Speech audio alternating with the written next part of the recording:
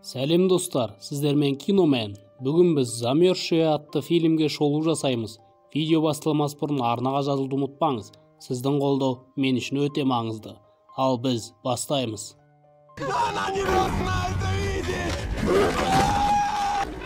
Дэн мен Джо және Паркер бір қыздың бақылаушы жұмысына келуін күтіп тұрады. Ары қарай тегін өткілер келеді. Бірақ ол қыз келмейді.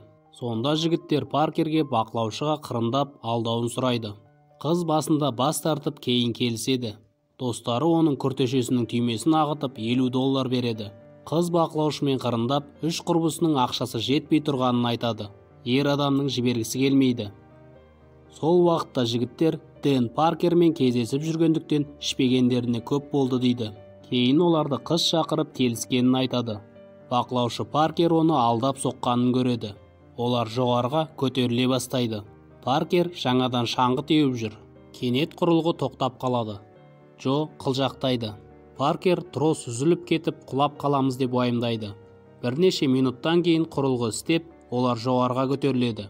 Джо бір қызға көмектеспек болғанда, бір жігіт келіп оны итеріп жібереді. Достар сырғанап көңіл көтеруде. Ал Паркер болса сүрініп шалынып жүреді. Кеш батады. Джо бұл шың ол үшін аласа екенін айтып, үлкен шыңға баруды ұсынады.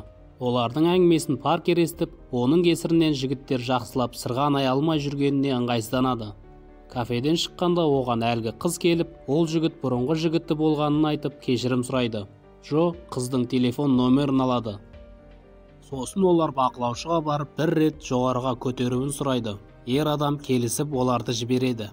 Сол уақытта бақылаушыны басқа жұмысшы келіп ауыстырады. Оған жоғарыға 3 адам шығып кетті деп айтып кетіп қалады. Бірақ қателік кетеді. Бақылаушы таудан түскен басқа 3 адамды көріп, солар екен деп фуникулерді тоқтатады. Үшеуі іске қосылар деп қатты алаңдамайды. Джо бір күні фуникулерді 30 минут отырғасын бір қыз секіремін деп аяғын сындырғанын айтады.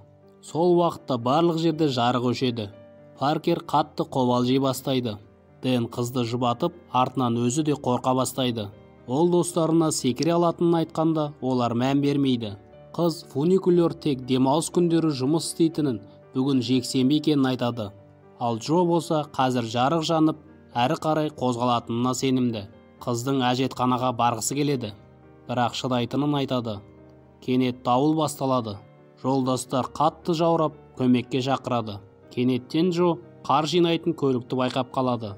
Жұмысшы рацияның кесірінен үшеуіне жетпей тоқтап қалады.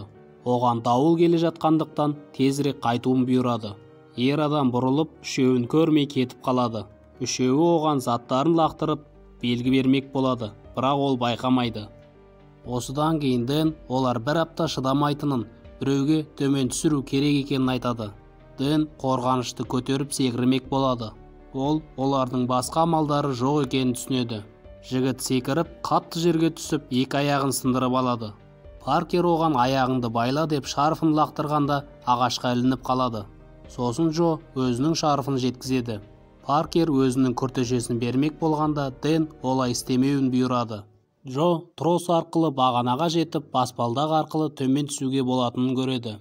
Олар қасқырдың ұлыған дауысын естиді. Дэн қатты қорқа бастайды. Джо шаңғысын тастап тросқа жетпек болады. Сол уақытта Дэнге қасқыр жақындайды. Паркер сноубордын лақтырып, хайуанды қуып жібереді. Жолдастары Дэнді жұбатып, бірақ оның жағдайы қиын екенін түсінеді.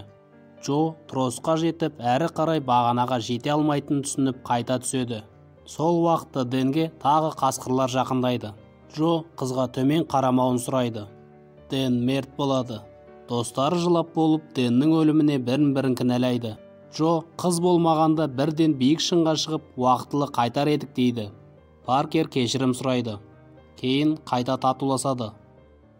Азанда оянып, Паркер қолын темірге қатып қалғанын байқайды. Ол терісімен бірге жұлып алады. Джо кейін оны дәрігерге апаратынын айтады. Олар әлі біреу келер деп үміттенеді. Джо олар екінші түнде шыдай алмайтынын айтып, бағанаға қайта бару керек дейді. Уақыт өте Джо ұйықтап кеткенде Паркер бұтына жіберіп жылап жібереді. Кейін Джо бағанаға баруға шешім қабылдайды. Келесі орындыққа жетіп Паркерден шаңғысының таяғын лақтыруын сұрайды. Төменнен қасқырлар да көріне бастайды. Жігіт бағанамен төмен түседі. Ол төмен түскенде қасқыр бас салады. Ол шаңғы таяғымен қорғанады. Сосын сноубордқа отырып төмен сырғанап кетеді. Артынан қасқырлар да қуады. Кеш батады. Қыз ұйқыға кетеді.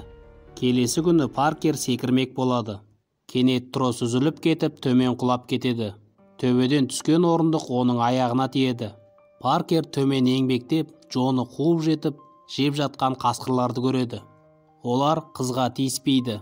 Солай қыз жол бойына жетеді. Өтіп баратқан көлік Паркерді алып кетеді. Осылай фильм аяқталады. Арнаға жазылып лайк басып, комментарий жазуды ұмытпаңыз. Сіздермен Киномен.